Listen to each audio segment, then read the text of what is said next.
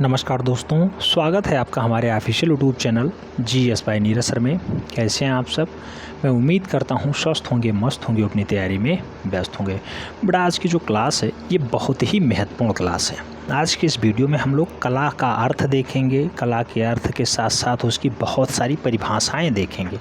जैसे आप जानते हैं फ्रायड क्या कहते हैं, प्लेटो क्या कहते हैं, अरस्तु क्या कहते हैं, क्रोचे क्या कहते हैं, टॉलस्टॉय क्या कहते हैं, रस्किन क्या कहते हैं।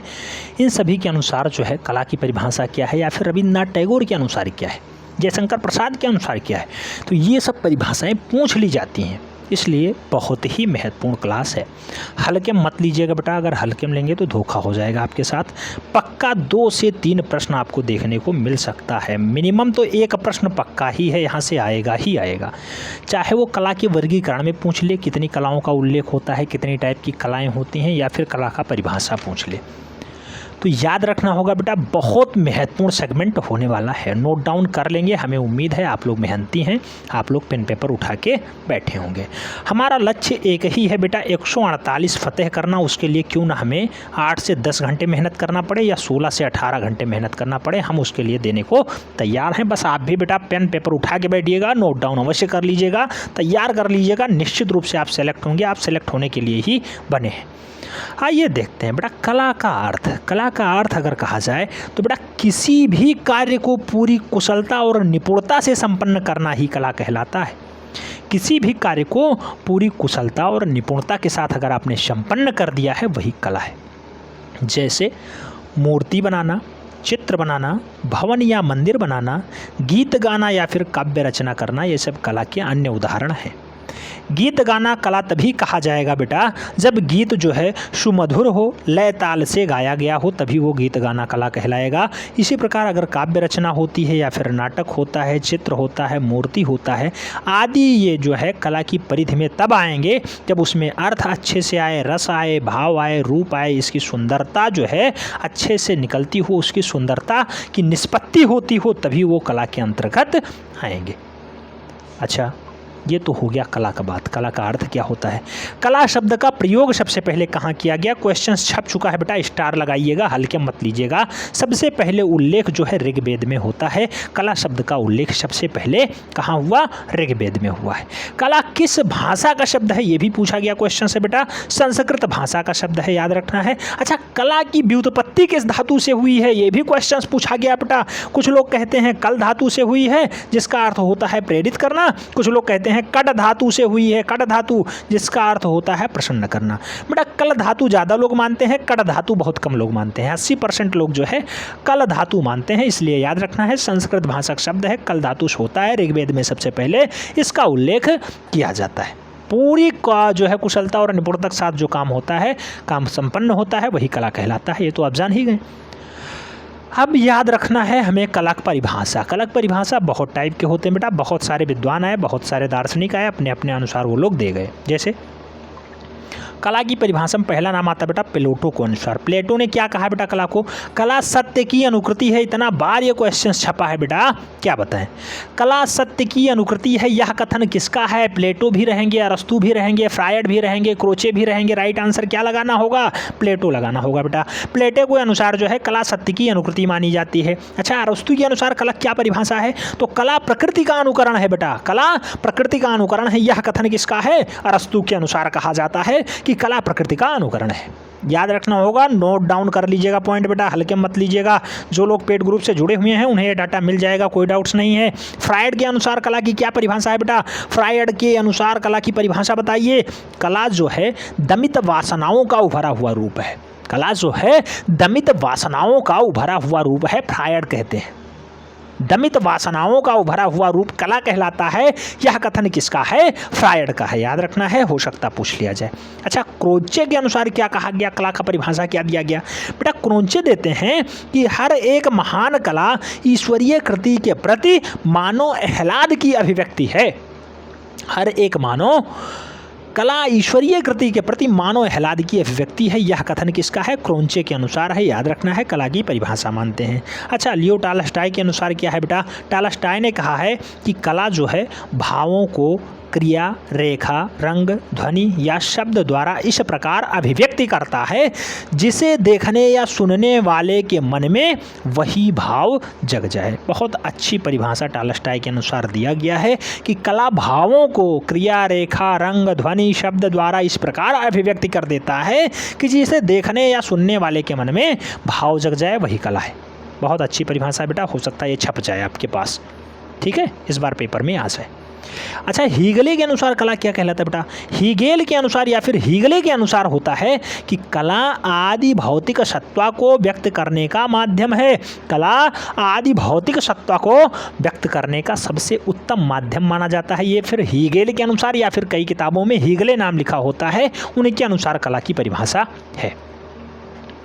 आगे बात करते हैं रस्किन महोदय के अनुसार कला क्या है बेटा? तो रस्किन के अनुसार कला कहा जाता है कि कला में मनुष्य अपनी भावनाओं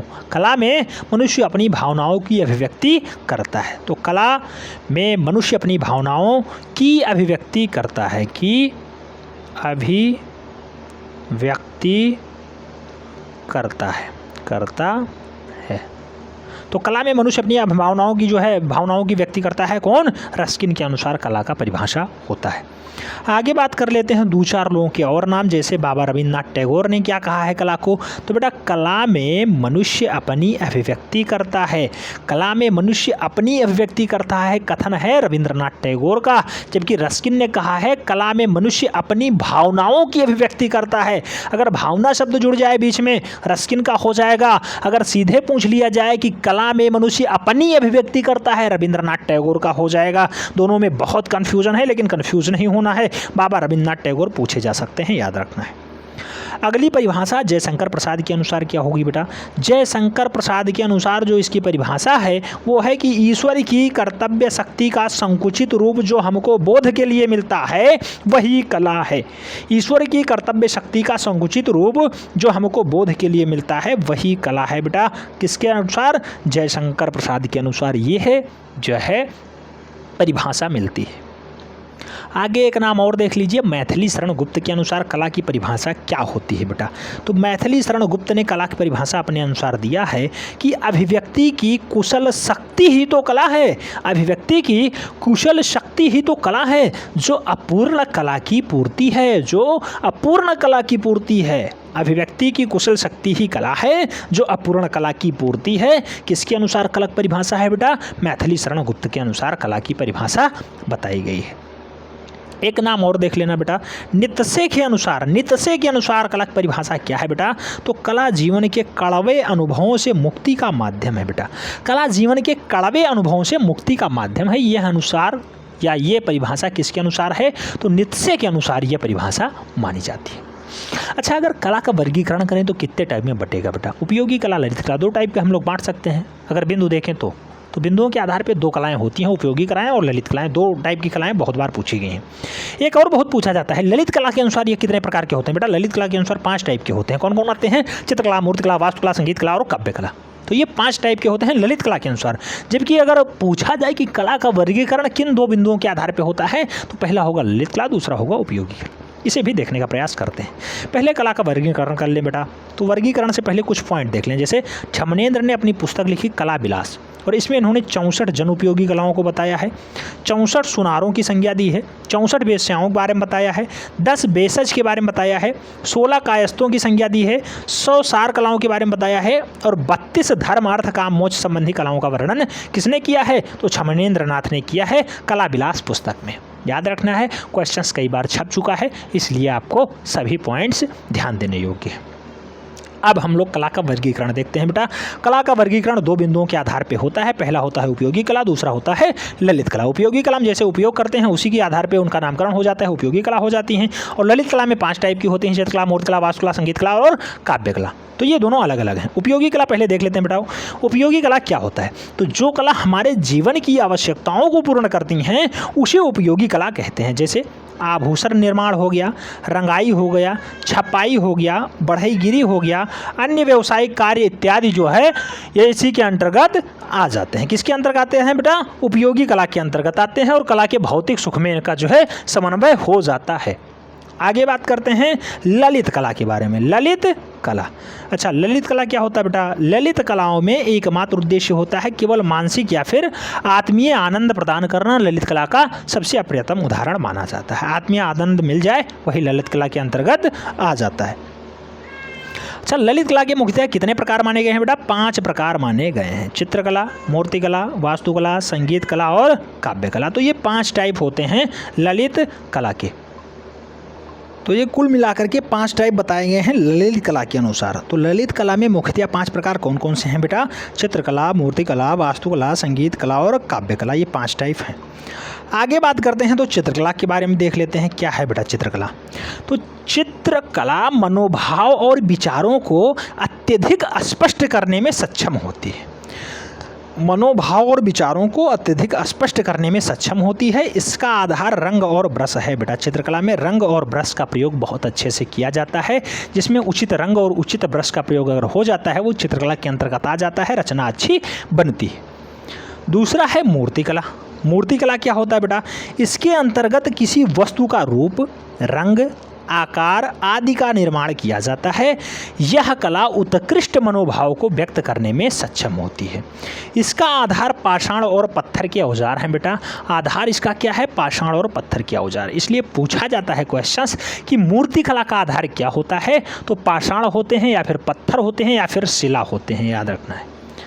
तो इस पे मूल रूप से मूर्तिकला निर्मित होती है, इसी के ऊपर बनती है। आगे वास्तुकला की बात कर लेते हैं बेटा। वास्तुकला क्या है? वास्तुकला के अंतर्गत भवन बनता है, चर्च बनता है, मंदिर बनता है, मस्जिद बनता है, बांध बनता है, पुल बनता है। इन सब का निर्माण वास्तुकला के अंतर्गत किया जाता है। इसका आधार मूल रूप से चूना और मिट्टी है बेटा। चूना, पत्थर, मिट्टी, कंक्रीट, इसी से बनाया जाता है। तो वास्तुकला के उपयोगी आधार तत्व ये है। चौथा स्टेप आता है संगीत कला का। संगीत कला में क्या होता है बेटा? तो संगीत कला के द्वारा व्यक्ति भाव अत्यधिक सूक्ष्म, स्पष्ट, हृदयग्राही होते हैं। इसका कला का आधार स्वर और नाद है बेटा। स्वर के आधार पे ही संगीत कला आगे बढ़ती है। स्वर के आधार पे ही यहाँ रस उत्पन्न होता है, आप जानते हैं। तो स्वर और नाद के आधार पे संगीत कला आगे बढ़ती है। अच्छा, काव्य कला क्या होता है? 5वां टाइप है बेटा काव्य कला। अच्छा, काव्य कला क्या होता है? काव्य कला में कहा गया है कि इस कला में स्वर तथा व्यंजन दोनों ही प्रयुक्त होते हैं। इसका प्रभाव चिरस्थायी होता है। इस कला का आधार जो है शब्द और अर्थ है। अगर उचित शब्द होगा तभी उचित अर्थ निकल पाएगा, ये काव्य कला का अर्थ होता है बेटा। जबकि संगीत कला में आप जानते हैं उसका आधार स्वर और नाद था। वास्तुकला में चूना और मिट्टी था। मूर्तिकला में पाषाण और पत्थर था। जबकि चित्रकला का आधार रंग और ब्रश था बेटा। रंग और ब्रश। चित्रकला का आधार क्या था? रंग और ब्रश था। मूर्तिकला में क्या था? पाषाण पत्थर था। वास्तुकला का आधार क्या था? चूना, मिट्टी, कंक्रीट था। संगीत कला का आधार क्या था? स्वर और नाद था। काव्य कला का आधार क्या था बेटा? शब्द तथा अर्थ था। याद रखना है, सभी अलग अलग डाटा हैं लेकिन पूछे जाएंगे, पक्का छपेगा क्वेश्चंस। आपको थोड़ा डीप में जा करके देखना होगा। आगे बात करते हैं ललित कला के भेद कितने होते हैं बेटा? ललित कला के भेद मूल रूप से देखा जाए तो ललित कला के मुख्य रूप से 2 ये भेद होते हैं, रूपपद कलाएं और जो है अरूपपद कलाएं। तो रूपपद कला और अरूपपद कला ये किसके भेद हैं? ललित कला के भेद हैं। ललित कला आपने देखा था अभी 5 टाइप के थे। 5 टाइप चित्रकला, मूर्तिकला, वास्तुकला, संगीत कला और जो है काव्य कला। तो ये 5 टाइप थे ललित कला के अंतर्गत। ललित कला के भेद 2 होते हैं, रूपपद कलाएं और अरूपपद कलाएं। अच्छा, रूपपद कलाएं क्या होती हैं बेटा? तो रूपपद कलाएं होती हैं कि जो है रूपपद कलाओं के अंतर्गत वे डाटा आते हैं जैसे चाक्षुष रूप से यानी आँखों से देखा जा सके, वे रूपपद कलाएं हैं। जिसमें चित्रकला हो जाता है, मूर्तिकला हो जाता है, वास्तुकला हो जाता है। ये सब रूपपद कलाएं होती हैं। इसे आँखों से देखा जा सके या चक्षु से देखा जा सके, निहारा जा सके, ये रूपपद होती हैं। अच्छा, अरूपपद कलाएं क्या होती हैं बेटा? तो अरूपपद कलाओं के अंतर्गत वह कलाएँ आती हैं जिनका चक्षुष रूप नहीं होता है, वरन भाव अनुभुक्त किया जाता है या फिर भाव के द्वारा अनुभव किया जाए। ये हैं अरूपपद कलाएं। जैसे संगीत कला को आप देख नहीं सकते, सुन सकते हैं, उसे श्रवण कर सकते हैं। काव्य कला हो गया, पढ़ सकते हैं, उससे भाव निकाल सकते हैं कि इस टाइप की कला यहाँ पे प्रयोग की गई है। तो ये अरूपपद कलाएं होंगी। जबकि चित्रकला, मूर्तिकला और वास्तुकला कैसी कलाएं थी? तो चित्रकला, मूर्तिकला और जो है वास्तुकला मूल रूप से कैसी कलाएं हैं? रूपपद कलाएं हैं, जिसे आंखों से निहारा जा सकता है, देखा जा सकता है। अब इसके बाद हम लोग कला के प्रकार को देखेंगे बेटा। कला के विभिन्न प्रकार होते हैं, बहुत सारे प्रकार बांटे गए हैं। कला के प्रकारों में हम लोग देख लेते हैं क्या क्या डाटा आता है। जैसे किसी वस्तु, तथा रूप का निर्माण जिस आधार पे होता है उसी आधार पे कला का प्रकार होता है, उसी आधार पे कला का जो है प्रकार होता है। जैसे चित्रकला हो गया बेटा, चित्रकला में भवन की भित्ति होती है, छत होता है और स्तंभ होता है, वस्त्र होता है, कागज होता है, भोजपत्र होता है, इस पे चित्रण का काम होता है, वो चित्रकला के अंतर्गत आ जाता है। अच्छा, इसी में मूर्तिकला क्या होता है बेटा? मूर्तिकला होता है, आप जानते हैं धातुओं से मूर्ति बनते हैं, पत्थरों को तराश के मूर्ति बनाया जाता है, इसे मूर्तिकला के अंतर्गत ले लिया जाता है। अच्छा, वास्तु या फिर स्थापत्य कला क्या होता है? वास्तुकला या फिर स्थापत्य कला, तो आप जानते हैं स्थापत्य कला में क्या आता है? भवन निर्माण हो गया, भवन निर्माण जैसे मंदिर, स्तूप, चैत्य, मकबरा, दुर्ग, महल, ये सब जो है वास्तुकला या फिर स्थापत्य कला का उदाहरण हो जाएगा। चौथा टाइप क्या होता है बेटा? चौथा टाइप होता है मृदभांड कला। मृदभांड कला, मृदभांड कला मिट्टी के बर्तनों पर जो कलाकारी की जाती है उसके अंतर्गत आते हैं मृदभांड कला। जबकि मुद्रा कला की अगर बात करते हैं बेटा, मुद्रा कला में आप देखते होंगे मोहरें आती हैं, उस पर बहुत टाइप की मुद्राओं पे जो है आलेख बना होता है, सिक्के होते हैं, उस पर बहुत टाइप के जो है आप देखते होंगे चित्र बने होते हैं, ये सब मुद्रा कला के अंतर्गत आ जाते हैं। तो ये तो हो गया किसी वस्तु तथा रूप का निर्माण जिस आधार पे होता है उस आधार पे कला प्रकार हो जाता है। दूसरा होता है जिन पदार्थों से कलाकृतियाँ की जाती हैं या जिन पदार्थों के द्वारा निर्माण किया जाता है उन पदार्थों के नाम पे उसका नामकरण हो जाता है। आइए देखते हैं इसे कैसे होते हैं बेटा। तो जिन पदार्थों से कलाकृतियों का निर्माण किया जाता है उन पदार्थों के नाम के आधार पर भी कला कहलाती है। जैसे चित्रकला में क्या होता है?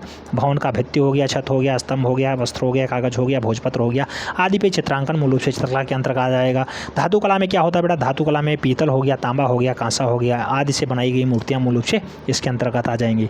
मृतिका कला क्या होती है बेटा? मृतिका होता है मिट्टी और मिट्टी से निर्मित कलाकृतियां मूल रूप से खिलौने हो गए आदि सामान हो गए, इसे मृतिका कला के अंतर्गत आ जाएंगे। प्रस्तर कला में क्या होता है बेटा? प्रस्तर कला में पत्थर से गढ़ी हुई आकृतियां मूल रूप से प्रस्तर कला के अंतर्गत आती हैं। जबकि आगे बात करते हैं दंतकला के बारे में। दंतकला क्या होता है बेटा? दंतकला आप जानते होंगे हाथी दांत से निर्मित कलाकृतियां मूल रूप से दंतकला के अंतर्गत आती हैं।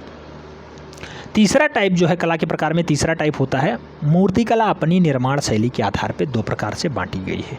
मूर्तिकला अपनी निर्माण शैली के आधार पे दो प्रकार से बांटी गई है। कौन कौन सी हैं बेटा?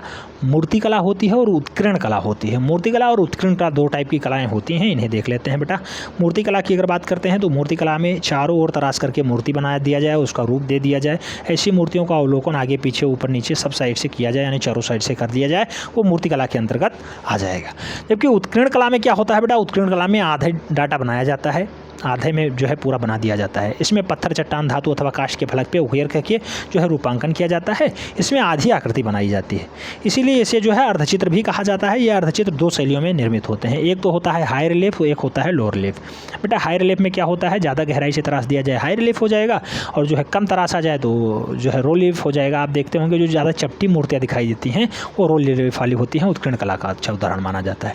हाई रिलीफ में बिल्कुल बारीक से, बहुत अच्छे से, गहराई से उसे जो है तराश दिया जाए तो वो जो है हाई रिलीफ का माध्यम हो जाता है। उसमें आकृतियाँ ज़्यादा उभार के साथ ज़्यादा जीवंत दिखाई देती हैं। ठीक है, तो ये दो शैलियाँ होती हैं, यहाँ से बाहर क्वेश्चंस नहीं आएगा, हमें उम्मीद है। हाई रिलीफ में गहराई से तराशा जाता है, आकृतियों को उभार देती हैं जैसे जीवंत हो सके, अच्छे से दिखाया जा सके, जीवंत उदाहरण बन सके, वो होता है हाई रिलीफ। और लो रिलीफ क्या होता है बेटा? लो रिलीफ मूल रूप से हल्का तराशा गया होता है, इसमें आकृतियाँ चपटापन सा दिखाया जाता है। भगवान बुद्ध की प्रतिमाएँ आप देख लीजिए, जो हाई रिलीफ में होंगी बहुत साफ दिखाई देता होगा, जीवंत उदाहरण भगवान बुद्ध का दिखाई देता होगा। जो थोड़ा कम तराशा जाता है वो लो रिलीफ के साथ आता है, उसे जो है थोड़ा सा चपटा दर्शाया जाता है। तो इस टाइप से हम लोगों ने कला के बारे में पढ़ा है बेटा। पढ़ तो पहले भी रखा था, लेकिन कला का अर्थ, कला की परिभाषा बहुत ज़रूरी थी बेटा, कला का वर्गीकरण बहुत ज़रूरी था। आपने देख रखा है, हमें उम्मीद है आप लोग पेन पेपर उठा करके नोट डाउन कर लेंगे। उम्मीद करता हूँ यहाँ से भी आपको कुछ ना कुछ सीखने को मिलेगा। जो 2-3 क्वेश्चंस यहाँ से आएंगे आपके सभी के सभी प्रश्न सही होंगे, मिनिमम एक प्रश्न तो पक्का ही बनेगा, उसमें कोई डाउट्स नहीं है। एक एक नंबर बेटा जोड़ते हुए चलेंगे तभी 120/125 का सपना साकार हो पाएगा, ऐसे नहीं साकार हो पाएगा। कोई ऊपर से नहीं काउंट होगा कि ऐसे हमने 120 कर दिया बेटा। ठीक है, 120/125 बहुत टफ काम है, केवल कहने से नहीं होगा, उसके लिए करना पड़ेगा। हम उम्मीद करते हैं यहाँ से भी आपको कुछ ना कुछ सीखने को मिलेगा। एक रिक्वेस्ट है, आप लोग चैनल को सब्सक्राइब नहीं कर रहे हैं तो सब्सक्राइब कर लीजिए बेटा, बेल आइकन प्रेस कर लीजिए, जिससे नोटिफिकेशन आपको टाइम से ही मिले और आप चैनल का भरपूर लाभ टाइम से ले सकें। अपने मित्रों के बीच जरूर वीडियो पहुंचा दीजिए बेटा, जिससे अधिक लोग लाभान्वित हो पाएँ। मिलते हैं शुरू में, तब तक के लिए जय हिंद।